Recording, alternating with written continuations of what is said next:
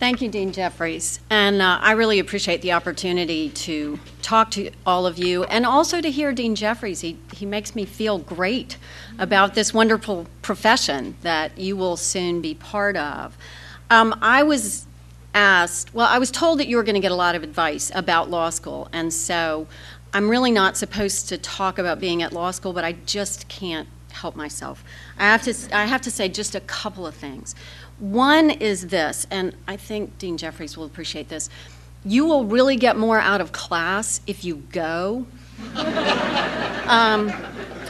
And if you read the material before you go to class, let me tell you, those professors sound so much smarter then. Trust me, I tested a variety of approaches to class when I was in law school, and I'll put it to you this way. I didn't grade onto law review. I embraced the be mean. I made it through, I graduated, I got a job, and I did okay. So it's going to be all right. I promise you.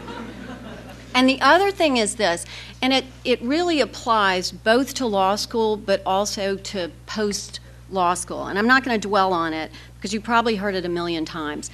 But don't have a real set plan. I didn't, and I think as a consequence, I seized opportunities that came up, whether it was an opportunity to work on a particular project or it was the opportunity to go to Turner Broadcasting.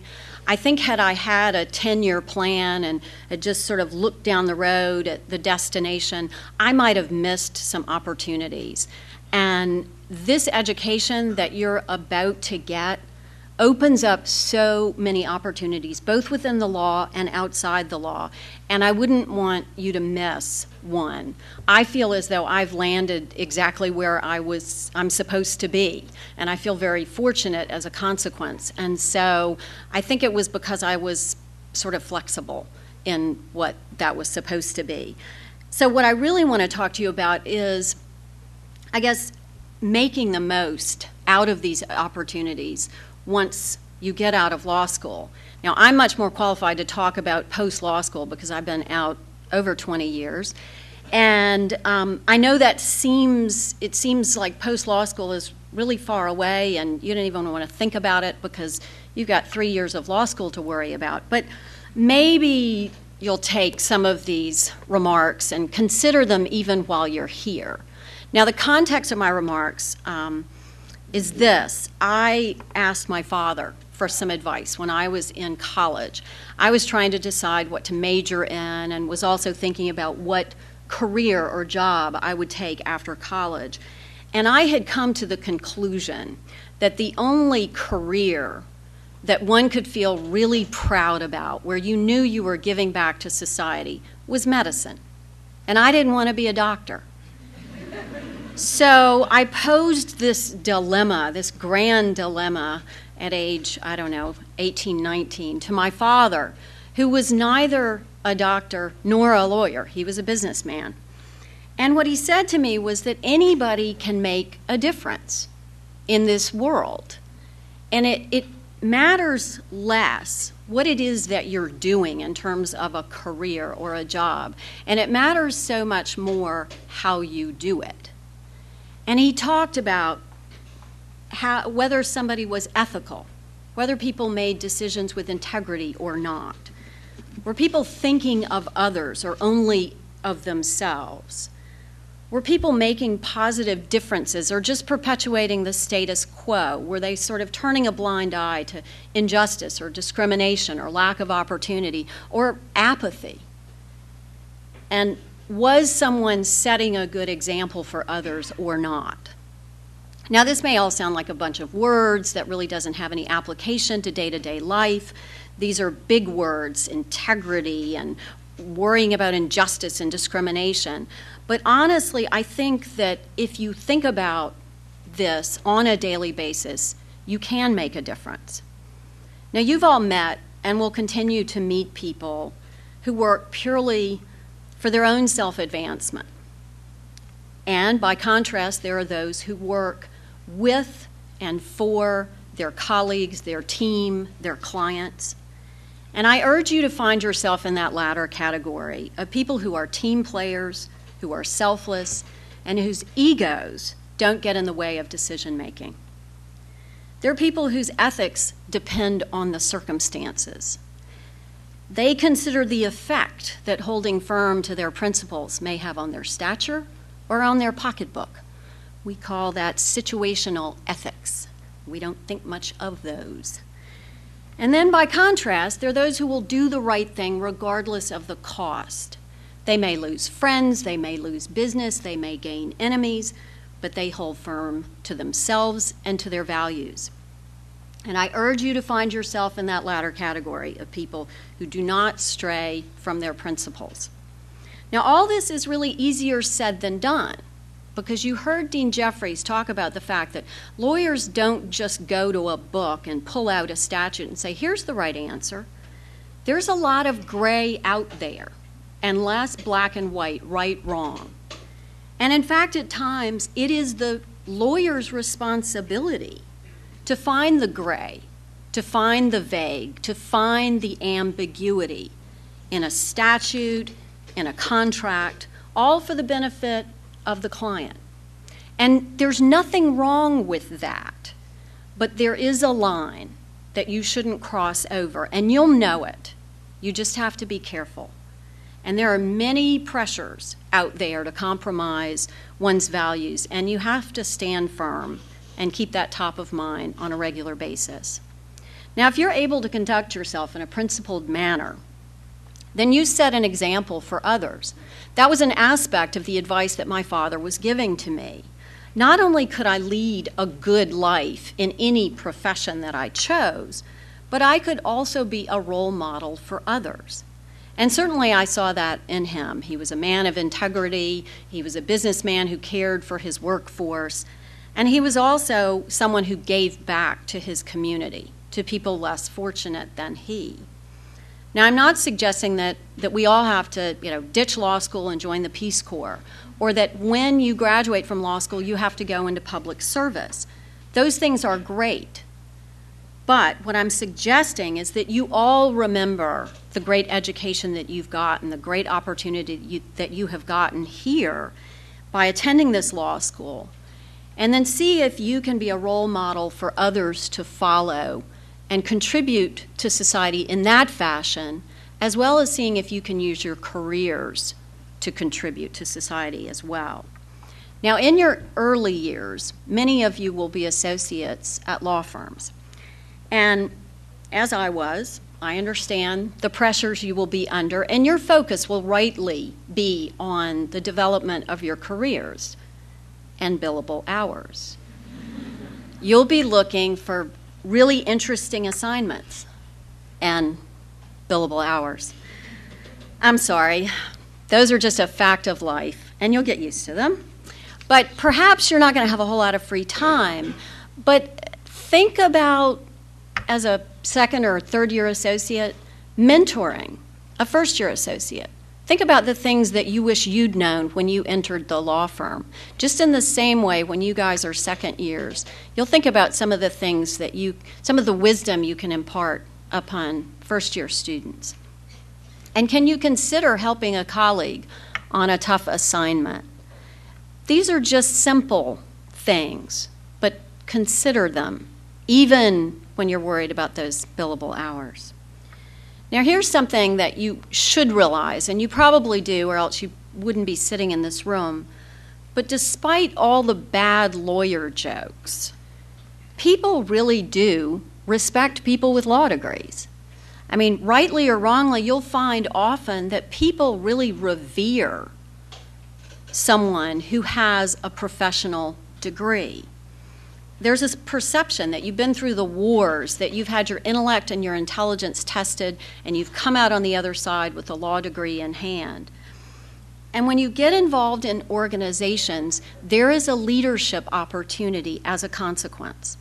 And my advice to you is to seize those opportunities and live up to that respect that people have for you. Live up to the standard that they are setting for you. At Turner, we have many different cross-divisional project teams We'll have a team that is discussing the use of user-generated content on our websites and all the issues that are associated with that. Or we'll have a team on multicultural marketing for our networks. And I'm gratified at how often lawyers from my legal department are leading those teams. And it has nothing to do with substantive expertise. What it has to do with is these people are selfless leaders. They respect the opinions of the other members of the teams. They recognize the different stakeholders that are affected by a decision and by the issues. And they're able to think through the consequences of certain actions. And no one ever questions that what they're doing in the best interest of the company.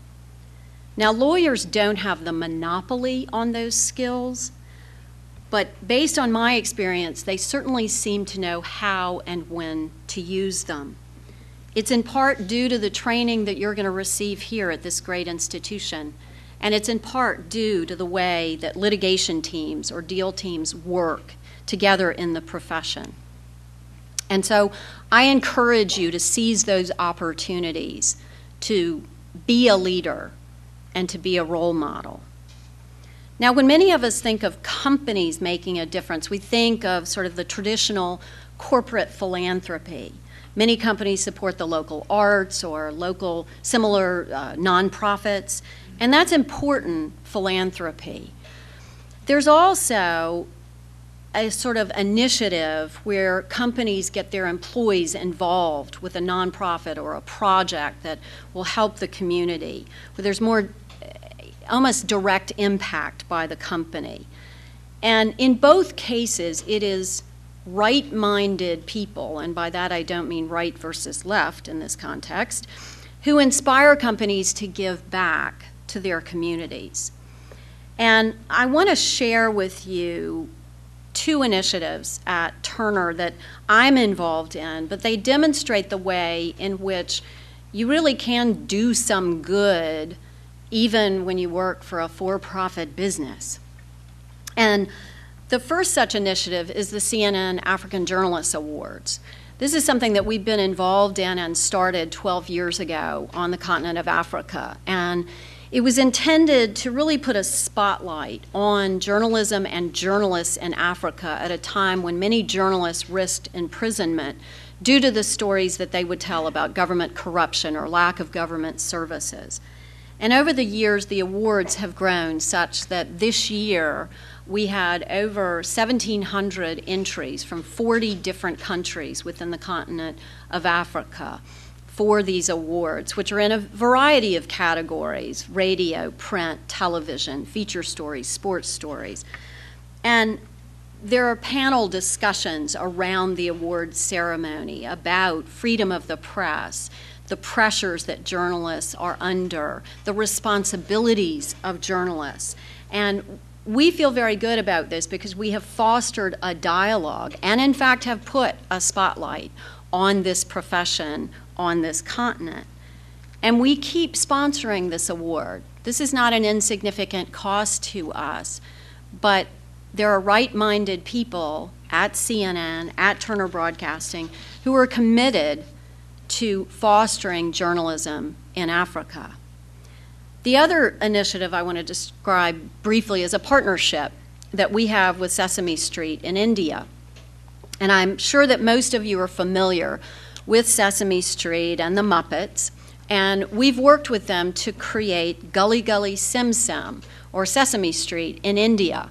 And it's the first educational programming in that country. And this involved creating 4 new Muppets specific to India. We've got Boomba and Chomky and Ashu and Googly.